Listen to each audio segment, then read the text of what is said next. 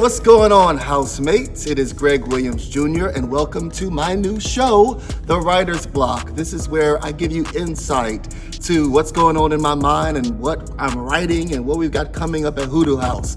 So join me on this first edition as we talk about the new punk shit episode, Homies.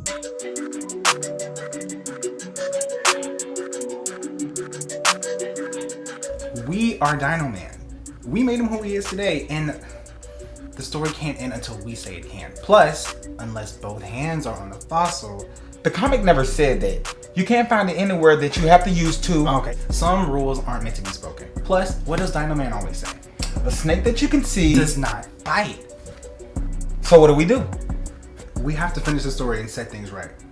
How do we do that? Do you still have your Halloween costume from last year?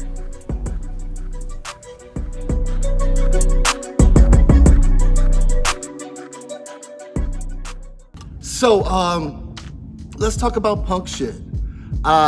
So every morning I get up and I try to journal for about 15 to 20 minutes.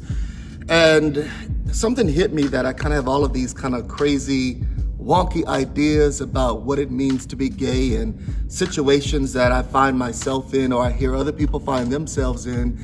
And I thought, wouldn't it be interesting if we took all of these vignettes, all of these situations that as black gay queer men that we deal with, and we developed a show around it. And that's what punk shit is. It's a big old nice juicy pile of punk shit. And we deal from everything from first dates to eating creamy stuff on a potential hot night that you gotta deal with, to dealing with possibly somebody that might be a little hostile towards you, to being outed. Everything that runs the rampant, wide range of punk shit. So, homies, it's our third episode of punk shit, and it probably is the most vulnerable of myself. So it was inspired when I was a kid, way back in elementary school, pioneer times. I used to ride the bus, and there was this guy that I was in love with this dude. And every morning I would just gleam at the thought of the stop when he would hop on the bus, and I would always save the seat. He would sit next to me, and we did this all through elementary school. And there was just this chemistry between us, this energy. We would play together on the playground. Any chance we could get together, we would hang out, but I never took my shot. And he never took his shot.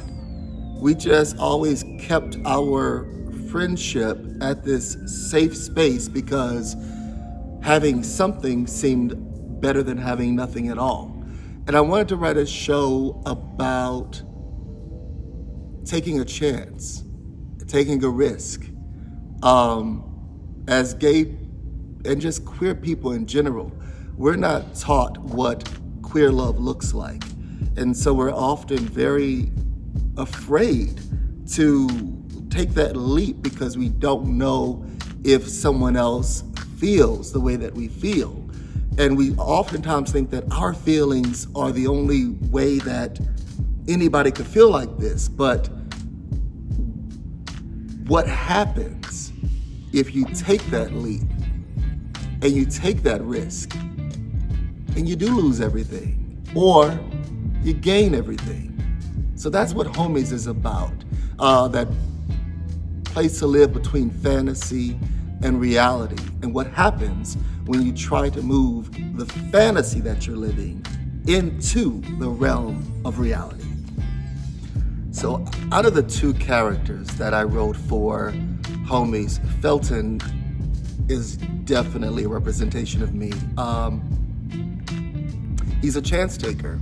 He's a risk taker. He thinks the world is accessible to him, and he wants all of it. He wants all of his dreams to come true, and he really wants to move this friendship into a place that it becomes what he hopes is the next level. Unfortunately, it doesn't always work out like that. But I loved writing this character because it reminded me that life is a journey. And sometimes people are taught you or here to teach you how to make it to that next destination. And some people are the destination. And so I loved Felton because he took that chance maybe when I myself couldn't. And I loved kind of dealing with that internal battle on the page.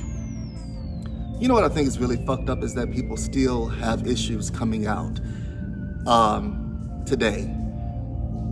Love is love. And I really wish we could teach, especially our children, that it's okay for a young man or young woman to come to you of the opposite gender and to say, hey, I think you're cute, I feel like this, and if you don't feel like that, you to be able to say, oh, thank you, but no thank you, that's not my yum.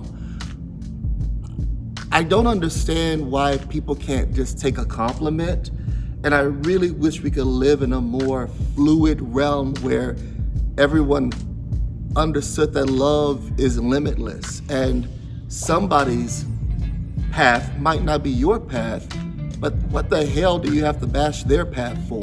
If it's not for you, it's not for you. If it is, let's take it to the next place and see what happens.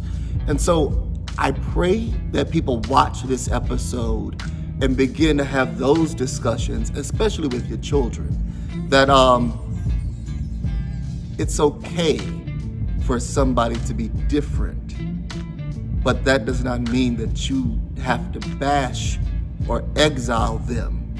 Just accept the fact that it may not be yours, or to acknowledge the fact that it might be something you're interested in, and to have that freedom and to have that space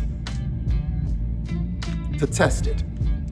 One of the most interesting things about Homies is this kind of ingredient that I had to have, which was the Black father. I thought it's really important that the presence is always there throughout the entire story. Because I think oftentimes Black fathers are looked at as kind of this fearful, unapproachable realm in the household. But oftentimes that's not the case. We don't always give our Black fathers a chance. I know for me personally, I have a great father who has helped me navigate my queerness to where I am today in ways that I'm so thankful for. And that's not everybody's story. So I wanted to make sure in Homies we had that presence, but I didn't want to necessarily make him the barrier. I just wanted to make sure that he was a part of the essence, a part of the story, because I think people should give our Black fathers a chance to understand our fullness. Young queer people, you got to have these discussions with your parents, and I know it's scary, but you've got to give them the same realm to learn as you yourself are developing and growing. I think it's so much safer to do it together than opposed for you to run out on your own if you don't have to. And God bless those of us that have to do that. I wish that it was not the case. But I think it's much safer to do it as a family unit than to necessarily find yourself in a situation with a group of people who may be living a life that's not for you and trying to coast you in what life is supposed to be. Live your life, live your queerness, live your fullness, but allow your parents to have access to you so that they can nurture that and to make sure they take care of that. So good housemates, subscribe, check us out, check out Homies. I'm really, really, really proud of this piece. I got to give it to my DP, Dwight, and my Chief Operations Officer, Chris, and the entire Hoodoo team, because we've got some crazy, quirky stuff in this episode, and they took what was up here and put it to life. So big thanks to them. So go to hoodoohousetv.com, check out the episode, check out all of our good stuff that we have coming out so that we can continue to tell important, relevant, sexy, and bold queer Southern Black stories. And also hit us up and let us know what you want to see. Tell us your stories. Is there a punk shit episode that we need to kind of develop around one of your sagas? I would love to hear it. So email me, gwilliams@hoodoohousetv.com, and subscribe. Check us out on Hoodoo House on YouTube. And please, please, please tell everybody that you know about all of this crazy, juicy goodness that we're doing. And I look forward to seeing you at the next episode of The Writer's Block so you can see what's in my crazy little brain and what's coming out on the screen. Thank you.